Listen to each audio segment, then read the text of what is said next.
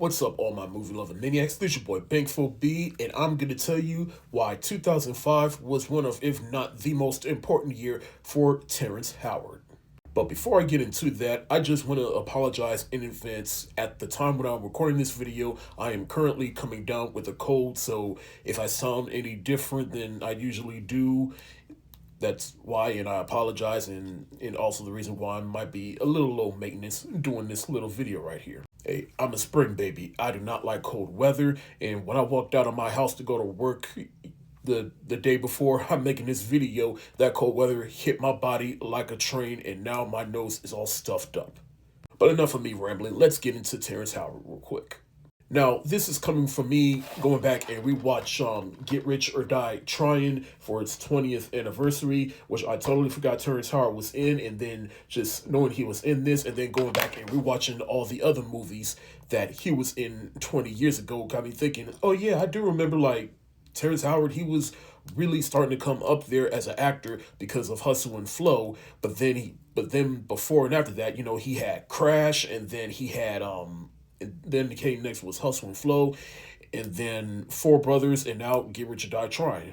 Now, granted, Terrance Howard, he had already made it big as an actor prior to these four movies, but I remember specifically this year he came out with four movies that, for the most part, people liked or just tolerated. But everybody agreed that Terrance Howard was a good part in that movie, and also because of Hustle and Flow, he was getting a lot of awards buzz for that movie, and then it got people going back to the other three movies that he was in that year. Now, early on in his career, he played Jackie Jackson in The Jacksons' American Dream. Super excited for that Michael Jackson movie that comes out next year. Then he went on to be in movies like Dead Presidents, The Players Club. Of course, The Best Man was really the movie that made him well known as an actor. From then on, he went on to be in movies like Big Mama's House, Biker Boys, Ray. In 2005, where I would argue was a generational run for this man's career.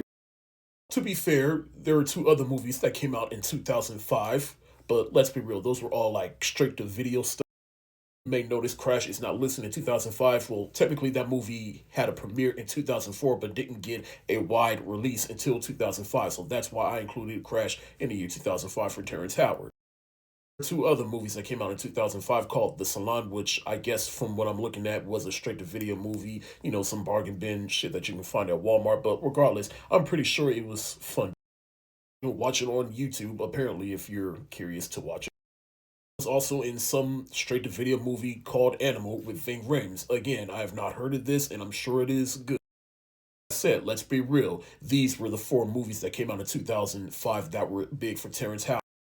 At first in Crash, where he plays a TV producer that is conflicted about how, a black family is represented on the show that he's producing, and on top the fact that him and his wife were stopped last night by the police, and the policeman that stopped him essayed his wife right in front of him. And his wife is mad at him because he didn't do anything, but let's be real, what can you really do in that situation that won't make the situation any worse? The rest of the time that he's in the movie, for the stacked cast that this movie had, that is basically his inner turmoil throughout the rest of the film. Months later came Hustle and Flow. You don't need me to tell you how impactful this movie was, just from the acting, the music, and of course all the awards accolades. Howard, being the main star of this film, was a big part of that. It got him I believe, his first Oscar nomination. He's a pimp that's going through a bit of a midlife crisis, and he wants to rise above his status in life, and he tries to make a hard career shift and try to make music happen for him. Terrance Howard played that role so good that he actually spent some time with some actual pimps so that he could be as authentic as possible. Four Brothers, where he wasn't the star, but he had a small but significant role. He's one of the cops that's investigating the murder of the Four Brothers' adoptive mother, and he's trying to caution them like, hey, let us take care of this. This is just going to lead to more violence, and y'all just going to make everything worse or make things worse for yourselves. And then he's able to figure things out, and I'm not going to spoil the movie, but he has a tragic ending. The fact that he's not even the main star of the movie, and yet he was still able to elevate the film. This is the second time he worked with John Singleton, because John Singleton, he directed this film, and though he wasn't the director of Hustle and Flow, he helped produce it, so I guess that little working relationship there. Get Rich or Die Trying, which, again, obviously he's not the star of the movie.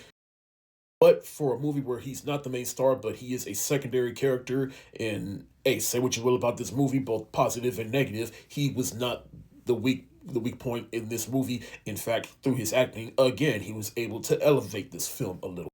He meets something that Curtis Jackson's character Marcus meets in jail after being saved from a nude fight. Develop a companionship and even offers to be his manager and turns out to be a ride or die for Marcus in the movie. After that little generational run, Terrance Howard went on to be in movies like Idlewild, Pride, which I think is a very underrated film right there if you haven't seen it, August Rush.